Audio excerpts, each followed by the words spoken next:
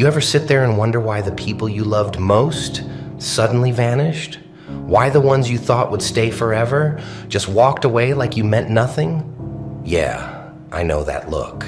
That hollow, quiet ache in your chest. You're replaying it over and over, trying to find the moment it all fell apart. You're asking yourself, what did I do wrong? But listen to me. It wasn't about what you did. It was about what God saw. You think they left because you weren't enough. You think if you just said more, done more, been more, maybe they'd still be here. But the truth is, God took them away because you couldn't see what He saw. He saw the conversations you never heard. He saw the intentions behind their smiles. He saw what would happen if they stayed. You see, you were praying for peace, weren't you? You were asking God to bless your life, to bring you joy, to help you grow. And sometimes the answer to that prayer comes in the form of removal, not addition, not more people, but less. It doesn't feel fair, I know. You wanted loyalty, and instead, you got loss. You wanted love, and you got silence. But that silence, that emptiness you feel, it's holy ground. It's the space God cleared so you could finally breathe again. You just don't realize it yet. You're sitting there crying over who left, but you don't see the hands that were never really holding you. You don't see how much weight God just lifted off your soul. You think you lost them, but really you lost the pain that came with them. The pretending, the anxiety, the overthinking. You just haven't learned to call it freedom yet. God didn't take them because He wanted you to suffer. He took them because He loves you too much to let you settle. They were draining you, little by little, and you were calling it love. You were mistaking their attention for care, their presence for peace. But God saw the truth. He saw that they weren't growing with you. They were holding you back, and He said, enough. I know it hurts. It feels like the rug got pulled from under you, like your heart's been ripped open. You keep asking why He'd take away the people who made you feel alive. But maybe it's because they were only teaching you how to die slower. Maybe He had to remove what was killing you quietly before it killed your purpose completely. They weren't meant to stay. You were trying to build a lifetime with people who were only supposed to be lessons, temporary chapters, and God. He saw that you were clinging to the pages long after their part was done. So He turned the page for you because you wouldn't. You call it rejection. He calls it redirection. You call it loss. He calls it protection. You think you were abandoned, but no. You were delivered from betrayal, from fake loyalty, from people who only loved what you could give them, delivered from the same cycles that broke you before, delivered from becoming someone you're not just to make others comfortable. You see, sometimes God has to hurt you to heal you. He has to strip away what's not real so you can see what is. He has to break your heart so your soul can wake up. That's what this is, a divine wake-up call, a reminder that you don't need validation from people who can't even love themselves. They left because they had to. You wouldn't have learned the lesson if they stayed. You would have kept giving and giving until there was nothing left of you.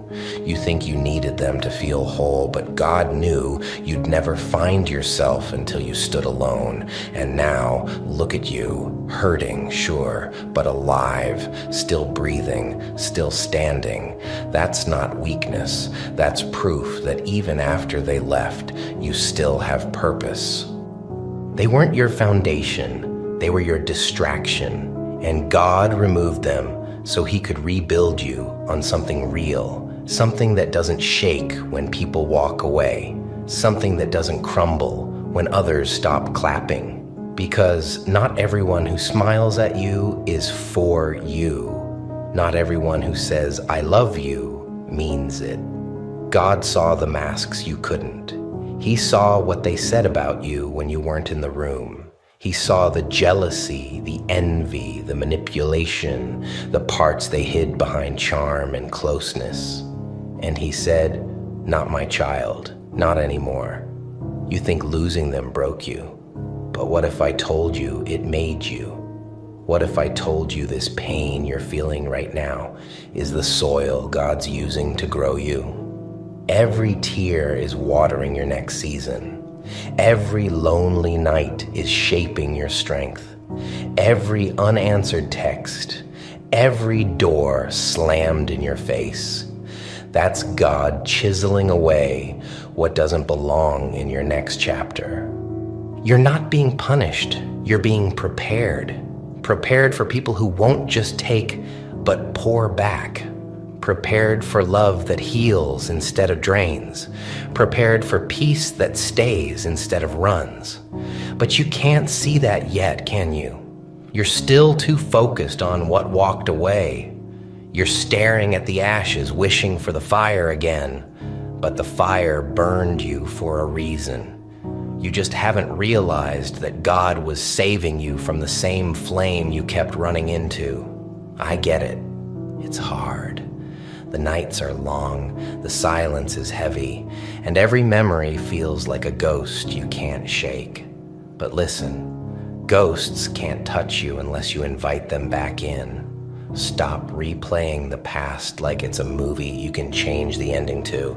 They're gone for a reason. Let them be gone. Because here's the truth. If they were meant to stay, nothing could have made them leave. And if they were meant to leave, nothing could have made them stay. That's how divine order works. You can't beg God to bless your life and then get mad when He starts pruning it. You can't ask for peace and expect Him to leave your poison untouched. He's not cruel. He's careful. Careful with your heart. Careful with your destiny, careful enough to remove what you wouldn't. So stop chasing what He's already released. Stop calling back what He's already buried. You can't resurrect what God already removed. And trust me, if you could see what He saw, you'd be down on your knees thanking Him instead of crying.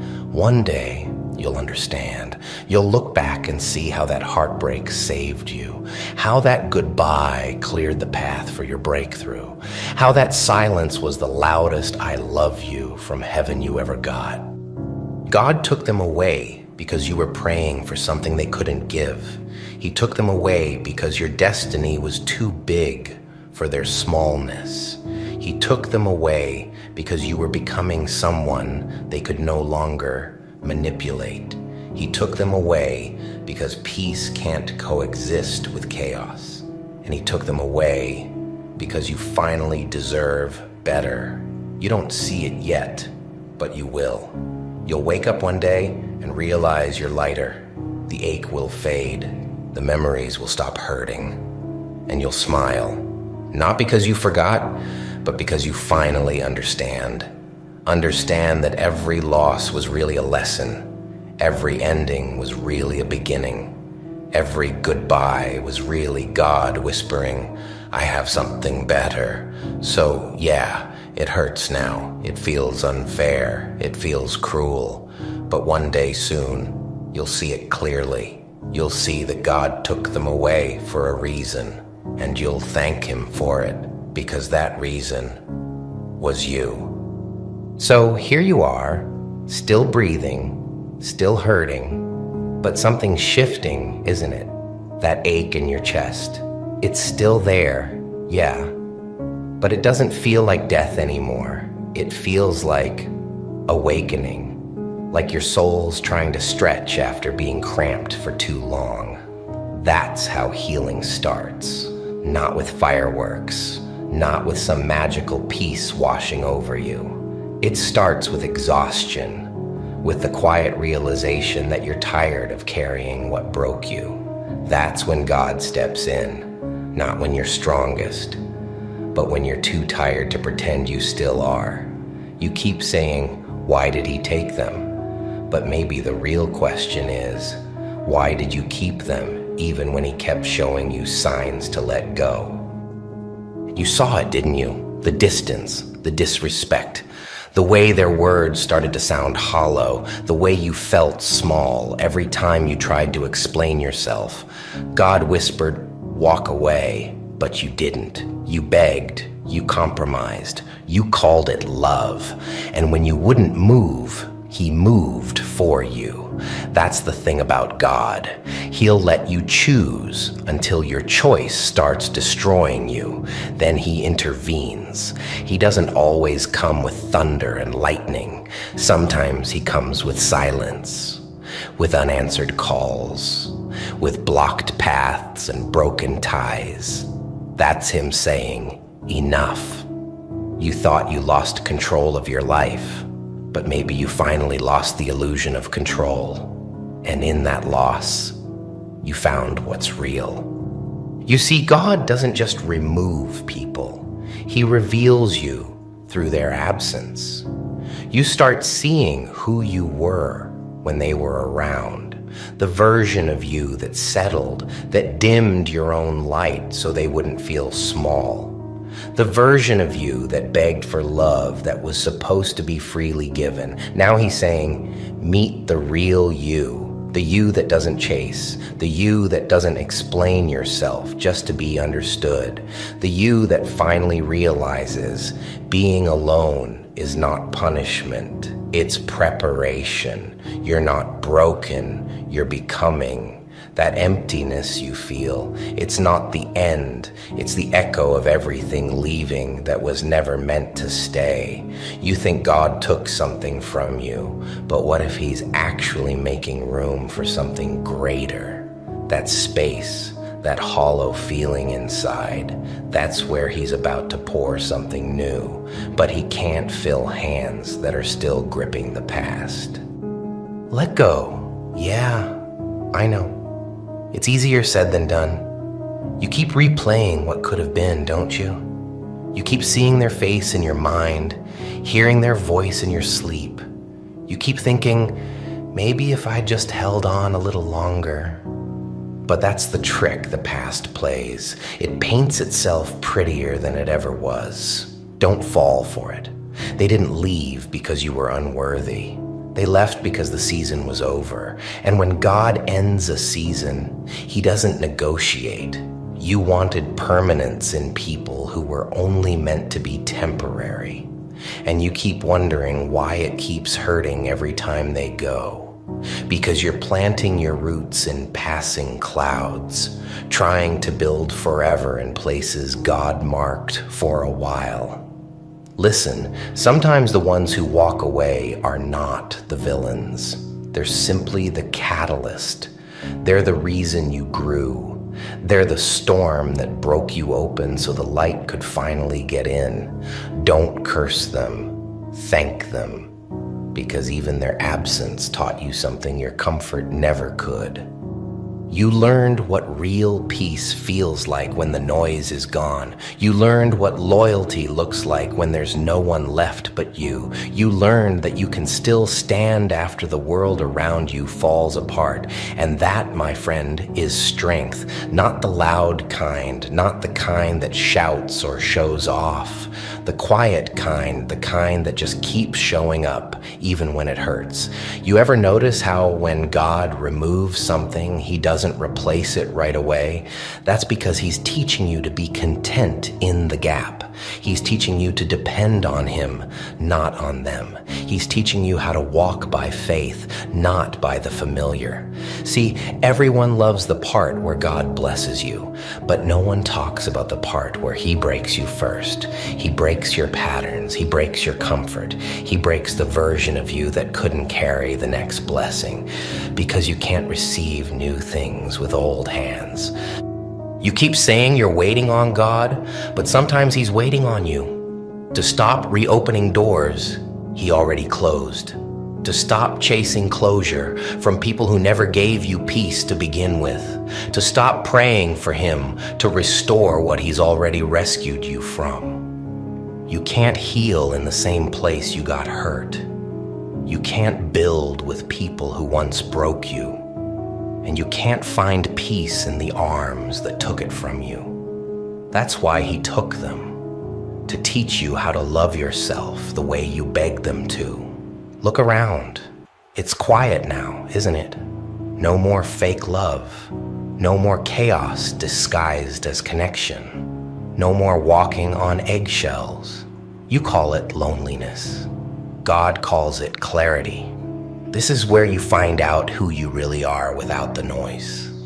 And once you do, that's when the right people start to show up. Not the ones who drain you, not the ones who take, but the ones who match your energy. The ones who pour into you like you've always poured into others. That's the promise, but you can't receive them while you're still waiting for the old ones to come back. Stop waiting for an apology that won't heal you. Stop waiting for closure that won't change what happened. You don't need them to understand why they left. You just need to understand why God made them go. And when you do, the pain starts to make sense. You see, peace isn't the absence of pain. It's the understanding that pain had a purpose. It was never random. It was never meaningless. It was training you to recognize what real love feels like, training you to value yourself, training you to walk away the next time someone shows you who they are. You're stronger now. You don't see it yet, but you will. Every tear, every sleepless night, every unanswered question, it was all part of the refining, because gold doesn't shine until it's been through fire. And you've been through it. But look at you now, still standing, still glowing, still becoming. That's what God wanted. Not perfection, transformation. He's not punishing you. He's preparing you. He's not taking things to hurt you. He's taking things so he can hand you better ones. But to receive better, you have to believe you deserve better. You spent so long begging people to see your worth, when all along, God was waiting for you to see it first. You kept giving discounts to people who couldn't afford your value. And when he saw you settling, he said, "Enough. My child deserves more." That's love, the kind that protects even when it hurts.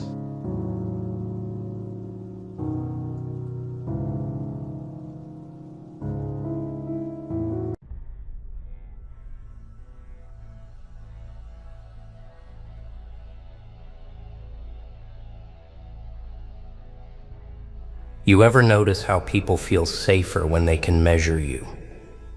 Not because they understand you, but because numbers make them feel in control. They'll rate your personality like a product, score your progress like a game, label your emotions like a malfunction, too intense, too quiet, too much, too different. And they don't ask what happened to you, they ask what's wrong with you. Because if they can turn you into a metric, they don't have to face the truth. They don't have to face the part of you that can't be owned. They checked every metric, every category, every box on their little clipboard of comfort. They watched how you speak, how you move, how you react, how you don't react. They tested your patience like it was a resource they could spend. They measured your kindness like it was a weakness they could harvest. They timed your healing like it had a deadline. And when you didn't perform the way they expected, they didn't question their system. They questioned your sanity. They didn't reconsider their standards. They tried to adjust your soul. And that's where the problem started. Because you were never designed to fit into what they understand. You were never built to be predictable. You weren't made to be convenient. You weren't born to be a good little statistic. You were born with something they can't measure, something that doesn't show up on scans, something that doesn't register on their charts, something that terrifies people who only respect what they can control. They tried to calculate you, and you kept coming back as an error. They look at you, and they can't decide what to call it. They can't categorize it. They can't file it away, because you don't behave like the version of pain they're familiar with. You don't collapse on schedule. You don't beg the right way. You don't chase validation the way they do. You don't break in front of the crowd so they can feel powerful. You take hits and you get quiet. You take betrayal and you get clearer. You take loss and you get sharper. And they hate that, because it means you're not playing the role they assigned you. See, most people don't mind your light when it's decorative, when it's small, when it makes them look good standing next to it. But when your light becomes a fire, when it starts revealing the truth in the room, when it exposes what they've been hiding, suddenly they need to evaluate you. Suddenly they need to check you. Suddenly they need to test you. Not because they care, because they're scared. They checked your confidence, called it arrogance. They checked your boundaries, called it attitude. They checked your silence, called it weakness.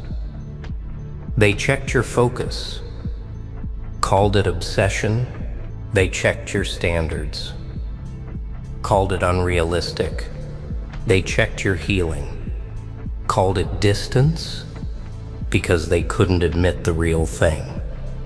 They couldn't admit that your presence was a mirror.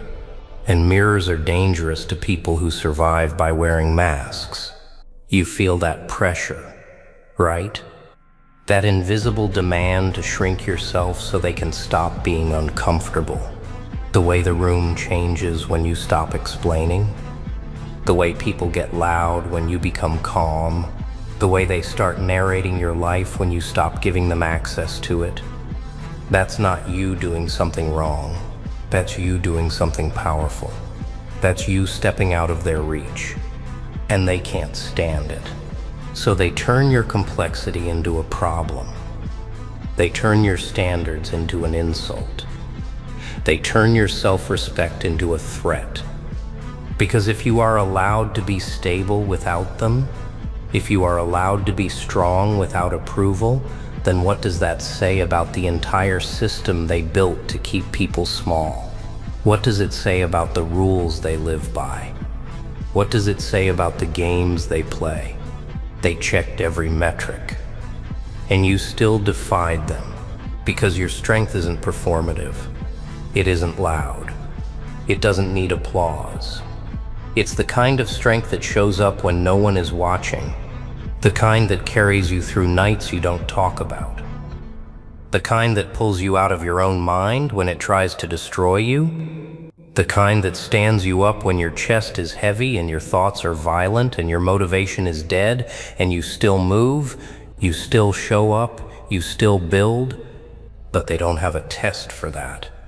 They don't have a category for that. There's no metric for the way you held yourself together with trembling hands. No graph for the number of times you swallowed your pride, just to keep peace you didn't even create. No diagnosis for the way you kept loving people who kept proving they didn't deserve it.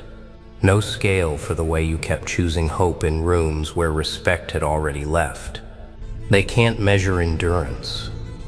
They can't chart integrity. They can't quantify a soul that refuses to quit. So they do what weak systems always do. They call the exception a problem. They call the glitch a defect. They call the outlier dangerous. They call the unbreakable emotionally unavailable. They call the disciplined cold. They call the healed changed. Like it's an insult. Let's tell the truth. You didn't change for no reason. You didn't wake up and decide to become distant. You didn't suddenly become hard to reach. You became that way after patterns, after cycles, after too many moments where you were loyal and they were casual, after too many times you showed up and they treated it like it was normal, after too many apologies that sounded nice but changed nothing. You didn't become heartless. You became careful. And careful people scare the ones who lived off your carelessness, the ones who benefited from your open door, the The ones who loved you best when you were easy to drain. The ones who called you too much because your presence demanded honesty. The ones who loved the version of you that overgave, the version that explained, the version that accepted crumbs and called it love. They don't miss you. They miss access. They miss the old arrangement. The arrangement where you carried the emotional weight while they carried excuses. The arrangement where you stayed silent to keep everyone comfortable even when you were breaking. The arrangement where your kindness had no locks on it, so anyone could walk in and take what they wanted. And when you stopped doing that, they panicked, because they finally felt what you had been feeling the whole time. The emptiness, the uncertainty, the lack of control. That's why they talk. That's why they speculate. That's why they create stories about you. Because if they can rewrite your transformation as you became cold, then they don't have to admit the truth. They don't have to admit you became clear, that you became disciplined, that you became immune to manipulation. You stopped reacting, and that's when they lost you. See, manipulators need motion. They need your emotional response. They need you to explain. They need you to defend yourself. They need you to chase the misunderstanding like it's your job to fix their perception. They need you to do the work for them. And when you don't, when you become still, when you become silent, their whole strategy collapses. Because your silence forces them to sit with themselves. Your distance forces them to feel consequences. Your absence forces them to face the fact that you were not permanent. You were not a utility. You were not a tool. You were a human being. And they treated you like a service. They checked every metric. And you still defied them. They checked your breaking point. You didn't break in front of them. They checked your neediness. You didn't beg. They checked your tolerance. You lowered it. They checked your loyalty. You redirected it to yourself. They checked your softness. You protected it. They checked your anger. You turned it into discipline. They checked your fear. You used it as fuel. And that's when they realized they couldn't predict you anymore. Because you stopped being the version of yourself that asked for permission to heal. You stopped waiting for the apology that was never going to be sincere. You stopped waiting for the closure that was never going to come. You stopped waiting for people to suddenly become honest because you were patient enough. You stopped waiting for the world to recognize your effort. You started recognizing yourself. And that is the moment everything changes. The moment you stop negotiating your worth with people who profit off your self-doubt. The moment you stop handing your peace to people who treat it like entertainment. The moment you stop calling chaos passion and disrespect honesty and abandonment space. You stopped romanticizing the things that were killing you. You began to move like someone who understands that attention is not love. Familiarity is not safety. Words are not loyalty. And potential is not a relationship. That's why you became selective. That's why you became quiet. That's why you became hard to access. Not because you're better than anyone, because you finally got tired of paying full price for half effort, and now they're confused? Because your absence doesn't look like suffering? Your silence doesn't look like defeat? Your distance doesn't look like loneliness? It looks like peace. It looks like strategy. It looks like a person who finally stopped volunteering to be misunderstood. They wanted you loud. They wanted you emotional. They wanted you reactive. They wanted you explaining yourself like a defendant. They wanted you stuck in the same loop, the same role, the same position under their thumb. But you didn't do it. You once found you did the one thing they didn't plan for. You withdrew your energy. And once you do that, once you pull your attention back, once you stop feeding the dynamic, the entire structure starts to shake. People who loved you conditionally can't handle it. People who thrived on your forgiveness can't handle it. People who used your presence as a safety net can't handle it, because they don't know how to earn you. They only know how to use you. So they check metrics again. They watch your social activity. They analyze your tone. They look for signs you're still reachable. They look for cracks. They look for a door. They look for a weakness. And what they find is a wall. Not a wall made of anger. A wall made of wisdom. A wall made of every night you cried silently and still showed up the next day. A wall made of every time you forgave and then got punished for it.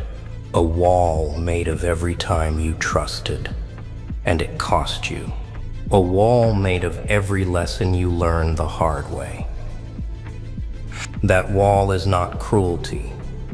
It is self-respect. And here's the part you need to remember. They will call your self-respect selfish. They will call your boundaries cold. They will call your healing a problem because it exposes their behavior. It exposes how much they benefited from you being overly available. It exposes how comfortable they were watching you carry everything.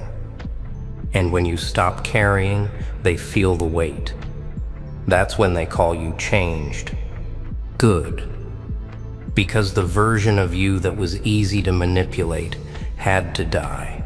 The version of you that kept reopening wounds just to keep someone close had to die. The version of you that confused love with endurance had to die. You didn't become numb. You became precise. You don't waste words anymore. You don't waste energy anymore. You don't waste tears on people who would watch you drown and call it growth. You don't perform pain for attention. You don't advertise your healing. You don't explain your absence. You let it be felt. And the truth is, your silence is not empty. It is packed with decisions. It is packed with standards. It is packed with all the moments you noticed and didn't speak on. All the red flags you saw and didn't chase. All the disrespect you absorbed and didn't return until you reached the limit. And when you reached it, you didn't explode. You disappeared. No speech. No drama. No final argument to give them another chance to twist your words. You just removed access. And access, that's what they were addicted to. Because your presence was their comfort. Your attention was their supply. Your forgiveness was their reset button. Your kindness was their excuse to stay the same. And now they don't have it. Now the room feels colder without you. Now their games don't land the same. Now the noise doesn't distract them from the truth. And the truth is simple. They checked every metric, every method, every manipulation, every label, and you still defied them. Because you are not a number. You are not a diagnosis. You are not a score. You are not a role. You are not a type. You are not a pattern they can predict. You are a person who learned. You are a person who adapted. You are a person who stopped negotiating with disrespect. You are a person who stopped pouring into cups with holes. You are the anomaly they can't explain. And that's why they're uncomfortable. But because you're living proof that the system fails when someone stops participating in it. You don't need their understanding. You don't need their approval. You don't need their apology to move forward. You already gave yourself what they refused to give you: respect. And that's the final result. They will never be able to measure. They can check every metric they want, but they still can't quantify what happens when a person stops begging to be treated right. They can test your patience. They can test your kindness. They can test your loyalty. But there's one thing they cannot test. They cannot test you into shrinking again, because you're not trying to be accepted by a system that only rewards obedience. You're building something else. Quietly, ruthlessly, permanently, they checked every metric, and you still defied them. And here's what happens next. After the silence, after the distance, after you stop answering calls that only come when someone needs something, after you stop explaining your boundaries to people who only hear what benefits them, the world starts running its little diagnostics again, like you're a system that needs to be rebooted, like your peace is a phase, like your standards are temporary, like you're gonna come back to the old version if they just wait long enough. They don't understand that the person who tolerated disrespect is gone. Not missing, not confused, not going through something. Gone. Because you didn't just heal from what they did. You healed from who you used to be around them. You healed from the habit of overgiving.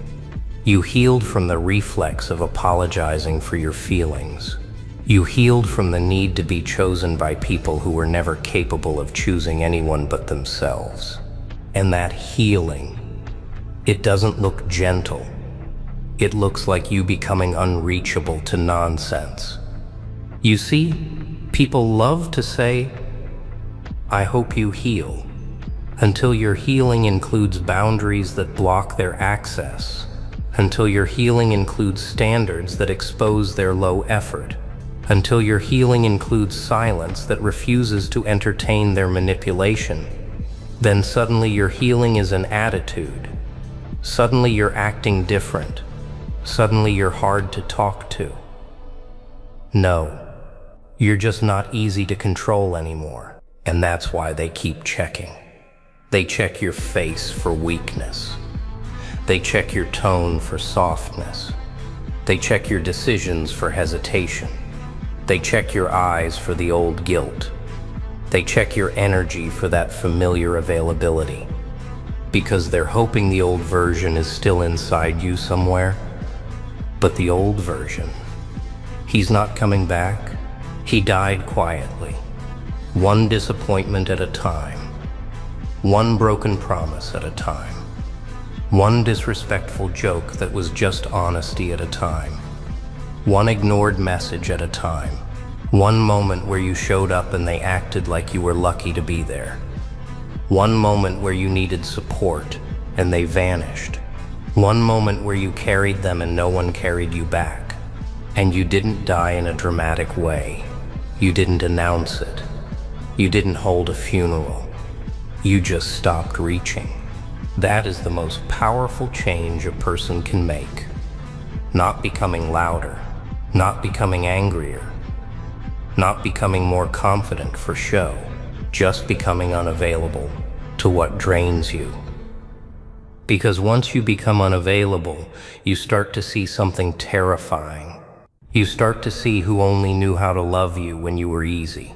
You start to see who only showed up when you were useful. You start to see who needed you small so they could feel big.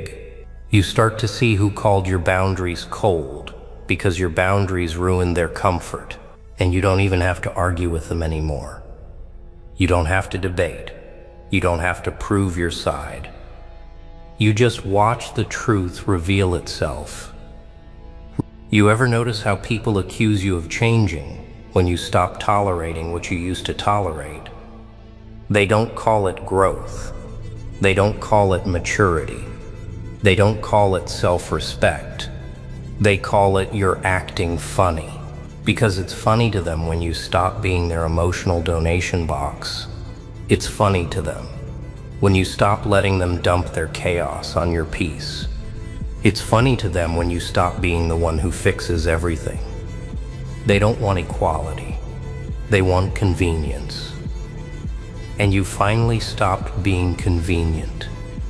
They checked every metric, and you still defied them. They checked your empathy. It didn't disappear. It just stopped being free. They checked your generosity. It didn't die. It just got selective. They checked your love. It didn't turn off. It just learned discernment. They checked your patience. It didn't vanish. It just stopped babysitting adults. They checked your heart. It didn't harden. It just grew a spine. That's the part people misunderstand. They think boundaries mean you stopped caring. No. Boundaries mean you started caring about yourself the way you cared about everybody else. And that is a revolution. Because most people are trained to treat self-respect like arrogance, to treat standards like ego, to treat distance like cruelty. Because when you keep your door open, everyone benefits. When you keep your heart open, everyone takes what they want. When you keep forgiving, everyone stays comfortable. But when you lock the door, when you stop explaining, when you stop giving second chances to first offenses, suddenly you're difficult. Good. Let them call you difficult. Difficult is what you become when you stop being easy to exploit. Difficult is what you become when you stop accepting half love. Difficult is what you become when you stop auditioning for respect. And the truth is, your silence is not passive, it's active, it's a decision, it's a boundary, it's a signal. It says, I am no longer participating in anything that costs me my peace. And that sentence terrifies people who live by pushing limits. Because once you choose peace, you stop being reactive. And when you stop being reactive, you stop being predictable. And when you stop being predictable, they can't manipulate you. You become a dead end to their tactics. They used to pull you into arguments. You don't bite. They used to guilt you. You don't flinch. They used to rewrite history. You don't defend. They used to punish you with silence. You don't chase. You let it sit. You let it expose them. And what happens when you stop chasing is something people don't prepare for. They chase you. Not always with love, not always with sincerity. Sometimes they chase you with curiosity, with ego, with entitlement, with that panic that comes when they realize the thing they took for granted is no longer available. And they will try everything. They will get sweet, then they will get angry. They will apologize. Then they will blame. They will compliment. Then they will insult. They will act like they miss you. Then they will act like you're the problem. Because this was never about connection. It was about control. And control is what they lose when you become calm. You ever notice how calm people make the unstable ones uncomfortable? Calm is a mirror. Calm forces reality. Calm doesn't react to provocation. Calm doesn't beg for clarity. Calm doesn't chase closure. Calm just leaves. And leaving quietly, completely. That's the ultimate refusal. That's you saying, I am not available for your confusion anymore. But let's talk about the part you don't say out loud. The part they will never understand. The part that makes this transformation real. It hurt. It wasn't easy. You didn't just level up overnight. You had nights where you wanted to break your own rules. Nights where you wanted to send the message. Nights where you wanted to explain your side one more time. Nights where you missed them. Not because they were good for you, but because your heart remembers what you hoped they could be.